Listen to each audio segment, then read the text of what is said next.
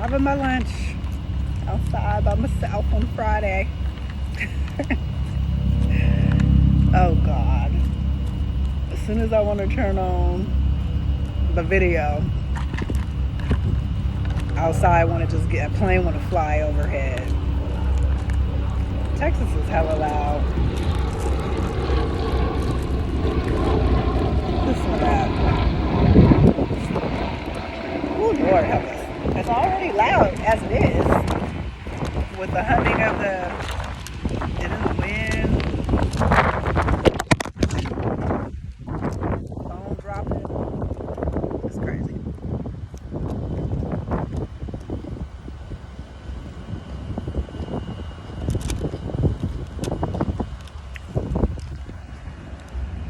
I was thinking about how funny people are, and how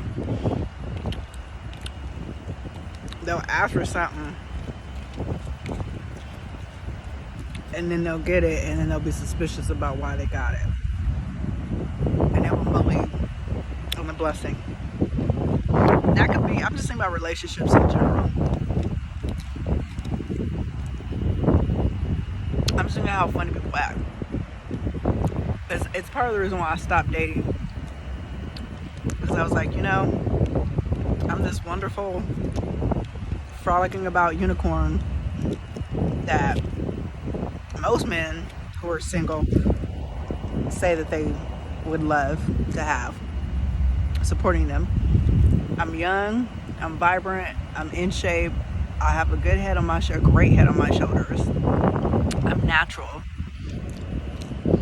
and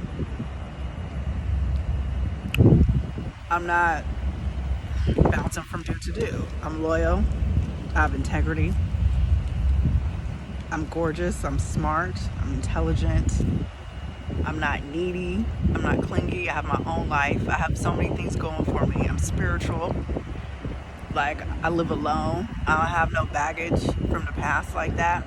Like obviously there's still things that I'm working through. We all are evolving. But those things don't hinder me from being my best self and presenting myself to me first the best way that I possibly can. And so I just started realizing, like, no amount of love and bubbles that I can bring to the table right now will convince a man that, or even a friend, even a person in general, even if just a friend, I can't convince somebody of their own worth and that they deserve somebody as wonderful as I am. I'm no longer willing to do that. If I come to the table and you don't believe that you deserve to sit at my table, or you don't have your own table to bring so that we could share, and you live in a raggedy ass life, excuse my language for being so blunt, but you and your raggedy ass feelings from your raggedy ass past, and you ain't did nothing, you ain't in therapy, you ain't did nothing to, like, shake yourself from the past and get on about your life so that you could be the best version of you for you first before you request a relationship, and then law of attraction brings somebody like me to you in the picture. Like, if you ain't about that life, like, stop asking for stuff you ain't ready for. It's really simple. It's really, really simple. And so I noticed, lately, people have been asking for things that they're not ready for. I've been a victim of my own self in the past as well. I've asked for things that I wasn't ready for. I've, met people that were incredible, and I was like, man, just self-sabotaged, effed them over for no reason, because I felt like, or I was in a space where I was going to just play a mind game with them and make them prove their love to me. Like, we too old for all that. I'm not about to prove my love to you. The only person I gotta prove my love to on a consistent basis is myself. Period, point blank. And so as soon as I got that mindset, like, I'm not, let me back up, because now I'm in some other mindset that I don't really want to be in. As soon as I got that mindset that the only person I need to be proving myself to is me daily, my perspective on relationships and how to interact with men in general has changed completely. Number one, I'm not needy peasy. I'm not Miss Needy. I'm not Miss Pick Me. For two, I'm so busy loving me. Like, if I sniff out that you're not loving you, I don't even want to deal with you. I got to deal with you at an arm's length, at an arm's distance. And that's a blessing to be able to deal with somebody like me at an arm's length in itself. And so I was thinking about, my past little interactions with trying to date. And I was like, but they said I was everything they wanted. And then I was like, but they wasn't everything that they wanted for them, so they couldn't even accept me. You know what I'm saying? They was suspicious. They was untrustworthy. They was untrusting. They were doubtful. They were malicious. They were incontent with themselves. So they couldn't receive the love and the caring that I showed, that I'm pouring into myself, that's overflowing over to them. They could not receive it. Even though they asked for it, they could not receive it. Because as soon as we got to a space where, it got real, the conversations got real. Because I'm not an elevator talker. I don't do elevator pitches when I talk to people. Even in the elevator, I'm not, or in the Lyft ride or Uber ride, I'm not about to sit here and chit chat with you. Like, we gonna go deep real fast. Real fast. We can turn a 20-minute car ride, a Lyft ride, into a counseling session, messing around with me. Not that I mean to. It's just how I get down. It's just how I operate. It's just what people smell on me. It's what they pick up on me. Like, she ain't about to sit here and just shoot the breeze with me. That's just not about to happen. And so I was just thinking about the law of attraction and how it works, and how I'm trying to tell y'all what this conversation stems from.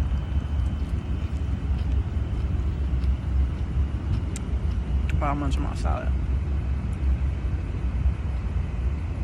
I was thinking about how the law of attraction works. I'm looking through Craigslist for bunnies. I'm gonna get a bunny rabbit because it's time for me to get a pet, and my pet of choice will be a rabbit. I need something low maintenance that I can put in the cage when I'm gone all day, but I also want something that's interactive, that's bigger than a hamster, that's smaller, that's less maintenance than a cat and a dog, but that's also litter trained, and high maintenance and low maintenance at the same time, kind of like me. And that has the characters and personality. So I'm choosing a bunny.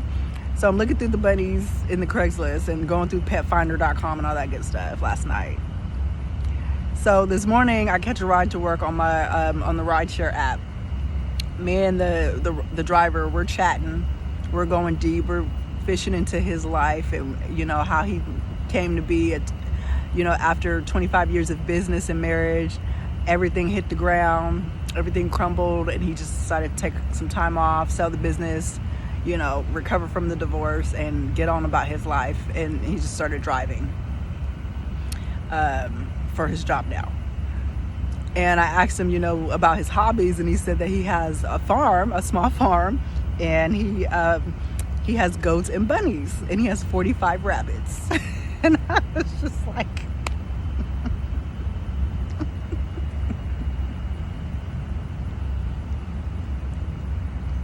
now, what are the odds of me getting what I asked for? So obviously we exchanged information so that I can come by and pick up a rabbit when I'm ready. Because he trains them, he breeds them to be social and prepares them for pet owners. So I was like, that's hella tight. But it also got me thinking, as I'm munching on my lunch, and I'm gonna wrap this up so I can get back on in there. It just also got me thinking about how people be asking for something and then they get it, and then once they get it, they become suspicious of it. And I'm like, there's no way this man would have known that I was looking through rabbits last night, unless he was like on some CIA business.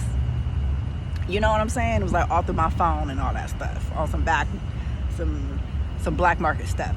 Like, I know, like, nobody, and you know what I mean, like, nobody in the world could have come close to thinking of the thoughts that I'm thinking.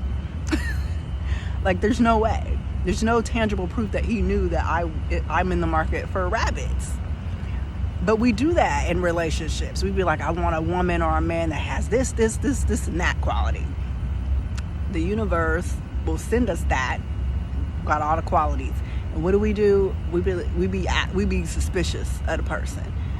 And then we be asking the person questions to try to, like, devalue their worth, or just lower, the pedestal that they're clearly on.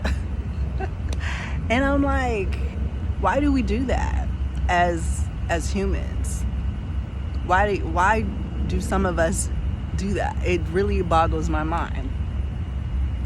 And I was really thinking about the last person I was dating or trying to get to know. How he, like, went through all my social media. It still traumatized me to this day.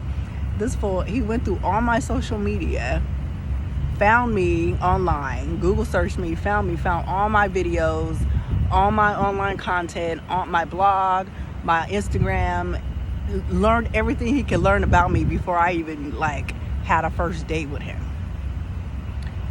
So he's asking me all these questions about me, and I'm trying to be polite and not too forthcoming, because I want you to get to know me. I don't want you to get to know my social media and all that stuff. I want you to get to know me. And it still wasn't good enough. And I ended up finding out, I'll tell you about the story at a later time, but I ended up finding out that he had researched me, pretty much. He had already knew most of my background. He had already knew who like the schema of me. You know what I'm saying? But it still wasn't enough. Even after I found out about it and we had a confrontation about it, I was like, so why are you still questioning who I am if you know so much about me? If you didn't research me all up and down, why am I still under a microscope because of the relationship that you have with your ex? Like, I don't understand. If you don't trust women, why are you even dating? It makes no sense. You don't trust women, no, you don't trust yourself. Because you hadn't already looked under the hood with me, in my mind, so to speak. You looked under the hood by researching me and finding out more about me. So you already know what I come to the table with. All you need at this point is for time to pass and for me to show and prove.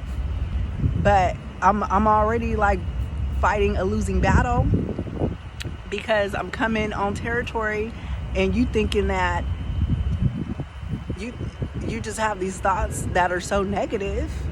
Like, you didn't even give me a chance. I was fighting a losing battle. I didn't have a chance with that relationship. I didn't have a chance. I stood not one chance. And so, as the plane flies over again,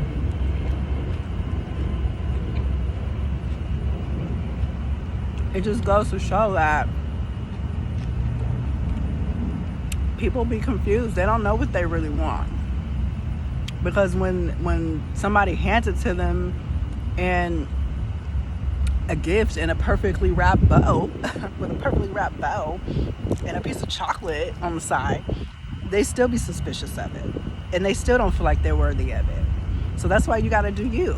That's why you gotta love you. And you can't be worried about what everybody else is doing and how they operate it. Like, and that's cool to have compassion. I'm not saying I'm an empath. I'm officially calling myself a light worker. I'm totally a light worker. I'm totally an empath. I'm totally an introvert. I totally receive refilling my cup by spending time by myself and chilling and being away from people. You know what I'm saying? And so, but it's like, I'm not saying you can't have, empathy for folks and help folks out. I'm saying that you got to invest in you. You got to put yourself first all the time. Not none of the time. Not some of the time, but all of the time. ALL. In all caps. So that's the message for today. Because I tell you, it ain't going to never be enough. And you'll be coming through you'll be coming through meeting folks and you'll be like, but you said you want to start a business, but I just got through building a business like that over here. I can help you. And they'll be like, well, why you want to help me? Well, da-da-da-da. And they'll be suspicious and they'll still self-sabotage that stuff. That's why you gotta do you.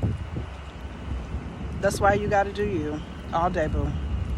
All right, y'all, I gotta go. I gotta get back in here. Invest in yourself. It's just you and you. All right, love you guys. Till next time. T Speaks. Bye.